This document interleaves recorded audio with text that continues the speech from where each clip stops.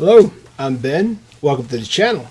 So today we're going to talk about the book, The Extra Mile, How to Engage People or Your People to Win. This is by David Macleod and Chris Brady. The book looks like that.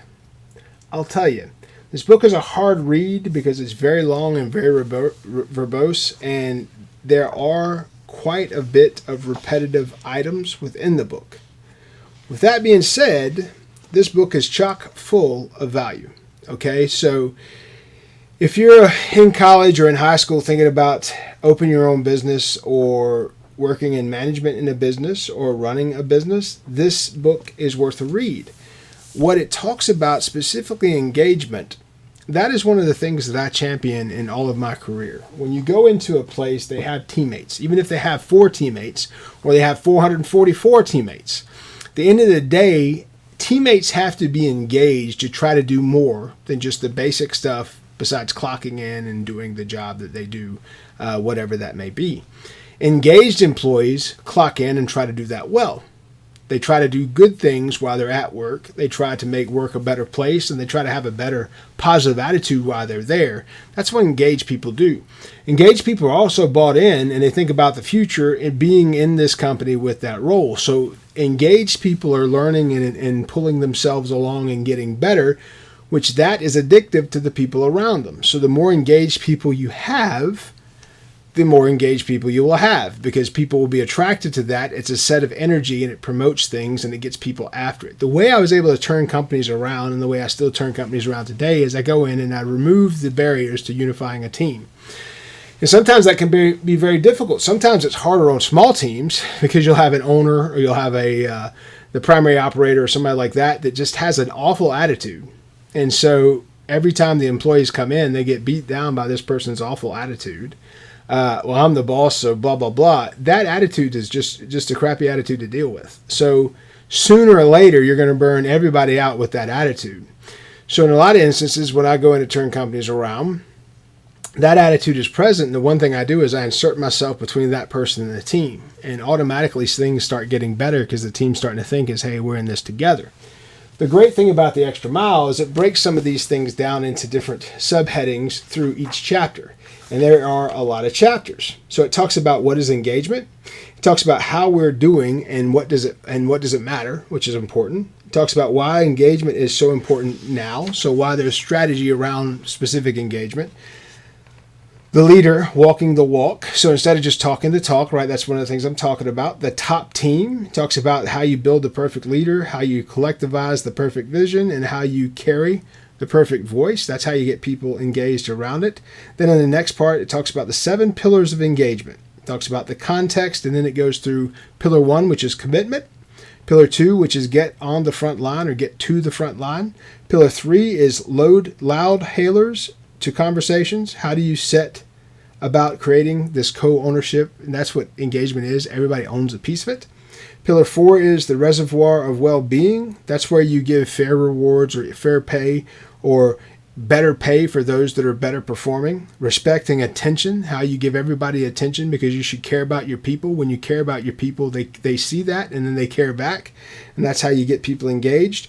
The third piece of that is how you improve their skills. If you want to engage a worker, give them the opportunity to improve their skills, to expand themselves and earn more money based on those skills that they're improving. And the fourth is employee support. Under that subheading, how do you support the employee appropriately? Every single individual have different things that they need from a supportive standpoint. So this gives you an option around some of those. And it does pretty good case studies and discussions around those topics too. Pillar 5 of the 7 pillars is bring back the manager. So you want to have a manager's point of view that is support the engaged team, not just to manage the process. Okay, so it's a leader that takes bringing up a manager that can support the processes of the team. And then you want a leader to lead the team. And then you want to have the power of the manager. The manager is going to remove impediments to the process. And the leader is going to have the people engaged and lead them through that. And the better process management is in place, the more waste you get to cut out, through the more savings you get. The book goes into some decent descriptive detail of that. Pillar 6 is harnessing talent. It's the talent that matters, that you've highlighted, why it's so important now, how you pay attention to it. and what you need to do to look harder. Then where do you look for the talent specifically? How do you get talents engaged to do what it is you do? I've mentioned a book earlier today on that same subject, and there's quite a few videos on it here. Harnessing Diversity and Who Will Rise to the Top, and then the Nectar Carriers, which is who carries the sweet stuff that puts these things in line with what you're trying to do. So think about harnessing diversity. Let me say this. Diverse minds is what I think about when I say diversity. It's got nothing to do with skin type or color or anything else. Different people think different ways. And if you have all 4 quadrants of the brain, it's from a book that we reviewed earlier, that are diverse thinkers under each quadrant, you're going to have a better product because it's going to be more vetted. Everybody that would have a naysay around that has already given that voice. And if everybody thinks the same, then you've got 3 things you're not looking at. But if everybody thinks differently, now you have all 4 boxes covered. So that's why that diversity piece really is a strong suggestion. And then pillar 7 in this book is consequences. It talks about clarity, measurement, consequences, financial and non-financial, performance management, and support. It tells you how to handle the team that's not engaged, as well as handling the team that's engaged. The best way to shut down good people is keep a bad person.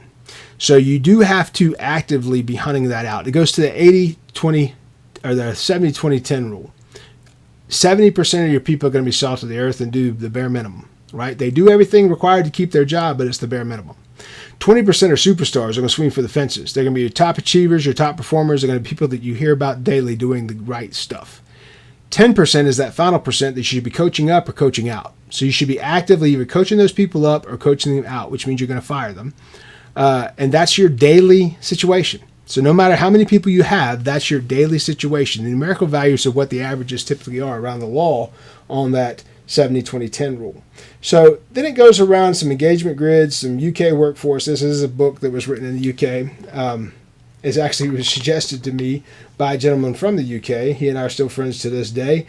For a brief period of time, he was my mentor, and the only thing I got out of that mentorship, because we're both so busy on opposite sides of the planet, was the suggestion to read this book, and it was a good one. So there it is, The Extra Mile.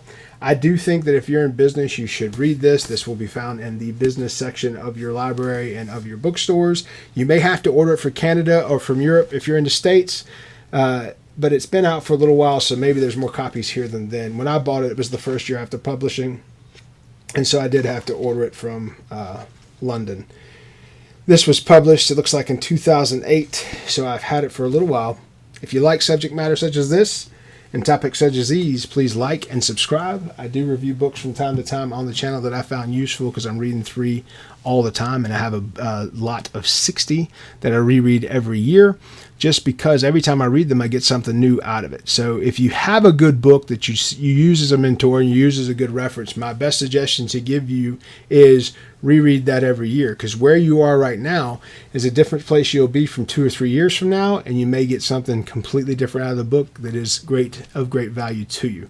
I'm Ben. If you like subjects such as these, please like, please subscribe. Be good.